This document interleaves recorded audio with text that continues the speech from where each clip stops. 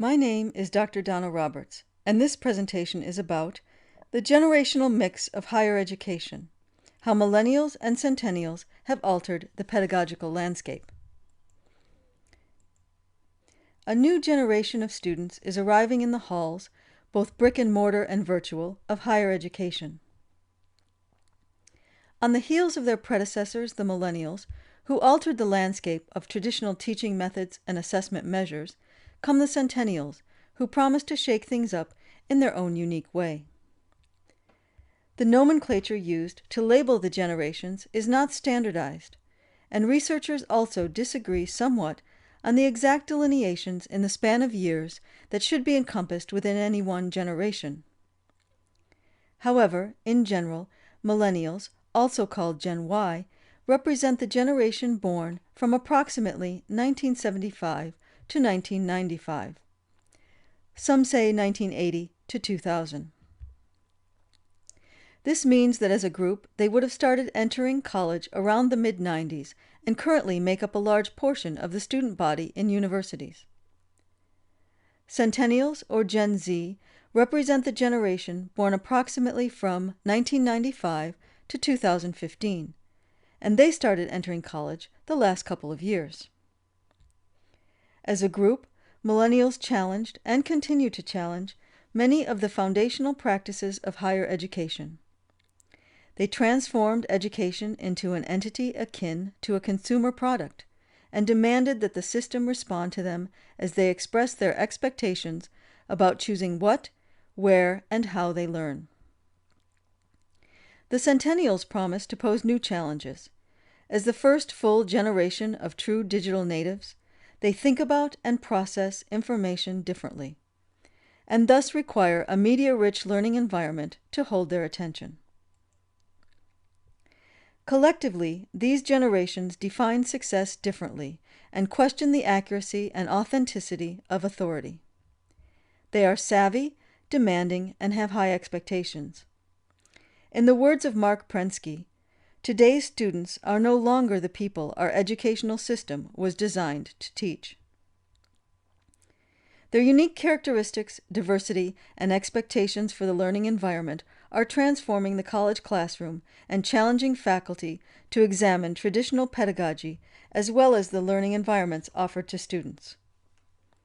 This generational mix of contemporary students pose both challenges and opportunities for the modern educator to instill within them the knowledge and skills they need to navigate the future they face.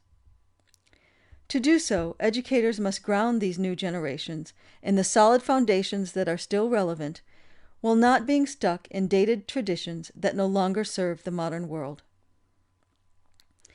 This presentation discusses the many ways in which these new generations of learners have altered the landscape and challenged traditional pedagogy to meet them where they are. A disclaimer before we begin to discuss the generations in detail. By the very nature of the topic, talking about generations inherently involves broad generalizations. Blanket statements about an entire generation always apply to only a portion of its members. The specifics discussed will not necessarily apply to each and every individual in the cohort, but they do represent what the literature tells us about the group characteristics as a whole. The millennials' combined family and early school experience, along with their heavy mass media exposure, has been attributed to making them self-confident, extremely social, technologically sophisticated, action-bent, goal-oriented, service and civic-minded, and accustomed to functioning as part of a team. It has also been blamed for making them impatient, demanding, stressed out, sheltered, brand-oriented, materialistic, and self-centered. Unlike many previous generations who actively assert their independence, millennials stay close to their parents through college and often beyond, and turn to their parents for help when organizations don't meet their needs. These parents have been labeled helicopter parents for hovering over their grown children to ensure their well-being and competitive advantage in life, particularly at educational institutions. They've also been called snowplow parents for clearing the way for their children. The millennials are used to hovering parents, keeping tabs on their every move, and they count on them to intervene and manage their situations. Many baby boomer parents allowed their children to have input into family decisions, educational options, and discipline issues. Thus, the millennial children feel they have the right to negotiate with anyone, including parents, teachers, and school administrators, and they do challenge anyone at any time. To traditional authority figures, this feels disrespectful, insubordinate, and non-compliant. As one sociology instructor put it, more and more students challenge me and the material. They either see it as opinion and nothing else, or they see it as propaganda. Linda B. Nelson sums it up in this way in her book, Teaching at Its Best, a research-based resource for college instructors. For college faculty, this generation can be challenging to deal with. Millennials view higher education as an expensive but economically necessary consumer good, not a privilege to be earned by hard work and outstanding performance. They or their parents purchase it for the instrumental purpose of opening well-paying occupational doors on graduation, so they feel entitled to their degree for the cost of the credits. In terms of traditional pedagogy, the faculty may be accustomed to primarily lecture classes where information is dispensed from the sage on the stage, reading assignments in physical books with typically one textbook to cover the course material, pen and paper note-taking, working individually rather than in groups, quiet study or work time, face-to-face interaction with others, acceptance of professional authority, limited access to faculty, and the expectation that decisions will be accepted without challenge. Based on their experiences, millennials have different perspectives, and they tend to have a lot of expectations. They are consumer-oriented. They have the assumption that institutions and authority may be corrupt and untrustworthy. They have a multitasking orientation that consists of doing several things at once, learning from several different sources, and using multiple technologies. They have a pragmatic approach to problem solving and need to see the purpose and the end game in all their tasks and assignments. They often question the veracity of information. They have an entertainment orientation and an expectation of instant gratification. And again, related to their customer service expectations, they expect 24/7 access and individual attention. Millennials expect that everything is negotiable, that they will be allowed continuous trial and error until they achieve the desired outcome, and that they will have a voice in every decision that affects them. They expect and need praise along with clear, detailed, and frequent feedback like they got from their parents, and they will take silence to be a lack of approval. Many millennials had less academic demands in high school than previous generations. Many of them did little homework for their good grades throughout high school. They may have been functioning below grade level since early elementary school without being aware of it. College faculty may be the first strict graders they have encountered, and often this will discourage them. Many are not very hardy and will quit or drop out because it's too hard. They simply do not have the foundational experiences with minor failures and frustrations and have not developed the strategies to cope with this. And thus, upon arriving to campus, they expect the same minimal demands in college. They are not accustomed to managing their own time and thus are typically not good planners and tend toward lateness if allowed. Faculty report that these students have unrealistically high expectations of success combined with a surprisingly low level of effort on their part. Often they enroll in courses they are not prepared for. Because they anticipate the same minimal demands they are used to from their early education in their college courses as well, they can become frustrated, overwhelmed, and resentful about the amount of reading, research, problem solving, and writing that they are assigned, and about strict or rigid standard or deadlines that they are held to for their work. Many faculty report that these students have unrealistic demands and expectations. Because they have grown up in a different world, never assume they know things like, you don't always want to talk to their mother when they're having problems. You don't always get points for showing up or an A for effort. The definition of plagiarism and cheating. That it's not appropriate to call the professor at home after 9 p.m. That they can't use I am language in papers. That it's not okay to email the professor 10 times a day. When they email you at 3 a.m., you're not sitting at the other end waiting to respond to them. And that most offices close at 5 p.m. The traditional faculty milestones of rank or position, tenure, and education level do not necessarily inspire a great deal of their respect. To them, universities and faculty render customer service, a functional means to an end. So abstraction, intellectual discourse, or knowledge just for knowledge's sake is not attractive to them, not just what they are looking for, and not what they feel they have paid for. Therefore, if they are dissatisfied with our services, usually workload, grades, or our responsiveness to their desires, they complain to our bosses, often involving their parents to bolster their power. They sense they have the upper hand, that instructors are subject to being disciplined or even fired at administrative will, and that institutions want to retain students and keep them happy. In this quasi-corporate model, the customer is always right, whether or not that is the reality. So millennials can be demanding, discourteous, impatient, time-consuming, and energy-sapping.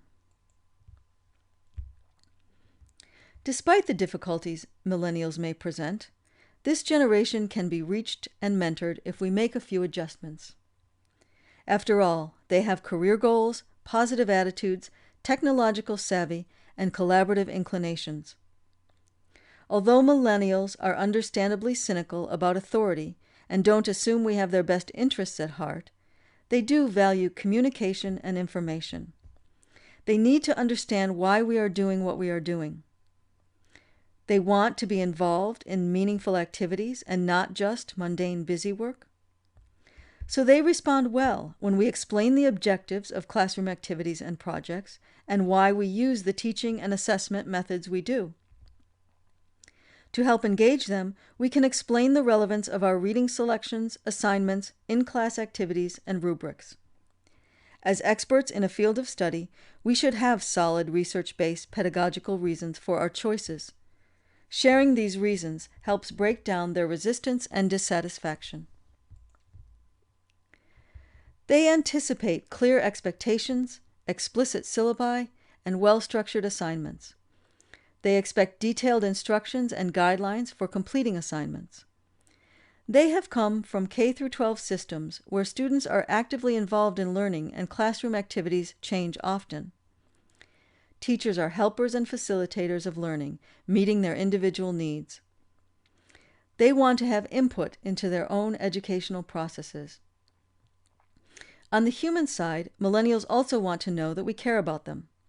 Remember that they are still very attached to their helicopter parents and are accustomed to high levels of involvement and near constant interaction. So they want and expect faculty to relate to them on a personal level as well. They expect faculty to show that they care about their learning and well-being by calling them by name, asking them about aspects of their lives, promising we will do whatever it takes to help them learn, stating how much we want them to be successful, and voicing our high expectations of them. These interactions will go very far in earning their loyalty and trust. The newest generation in our university classrooms is Generation Z, also known as the Centennials. Gen Z is significantly different than previous generations, and these students will bring both challenges and opportunities for the future of higher education. They represent a cohort that doesn't remember a world without smartphones, social media, and instantly available information. Labels such as all technology all the time and born digital have been used to describe this group. They were raised in a school system that focuses on mainstreaming and classroom diversity, as well as the ubiquitous inclusion of technology. They also make no distinction between devices or online territories. For Gen Z, learning is one continuous, multifaceted, completely integrated experience, connecting social, academic, and professional interests.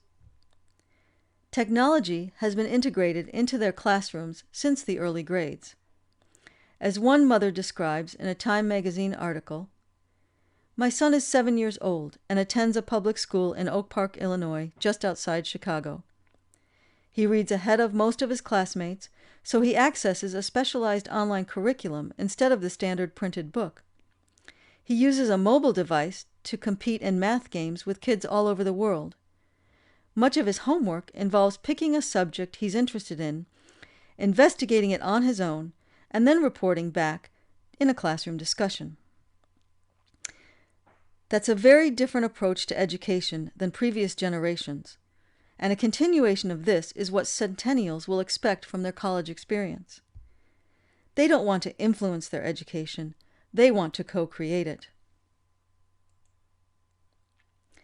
Zs feel comfortable in front of a screen. A majority said they preferred digital format when reading, studying, taking notes, and doing problem sets.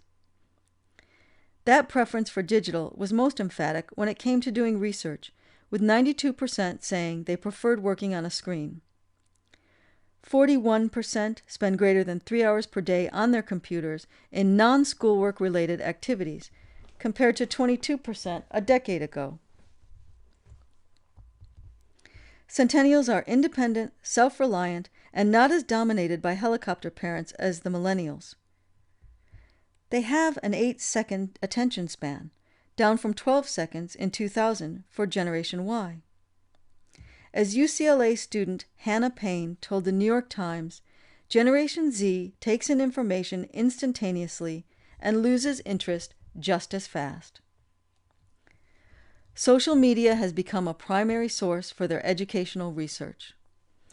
To capitalize on Gen Z's ability to self-educate and co-create content, traditional learning materials need to be supplemented and enhanced with digital opportunities. Whether we are comfortable with it or not, whether we agree with it or not, the student body of higher education today is vastly different than that of the past, and they are demanding change in the way that we teach them and help them reach their goals. We must find ways to meet them where they are so that we can help them to adequately prepare for the future, a future with challenges and opportunities that we cannot yet even imagine. As Franklin D. Roosevelt once said, "There is a mysterious cycle in human events. To some generations, much is given. Of other generations, much is expected. This generation of Americans has a rendezvous with destiny." While this was intended for a previous generation, it certainly seems apt to describe the generations of young students we are educating today.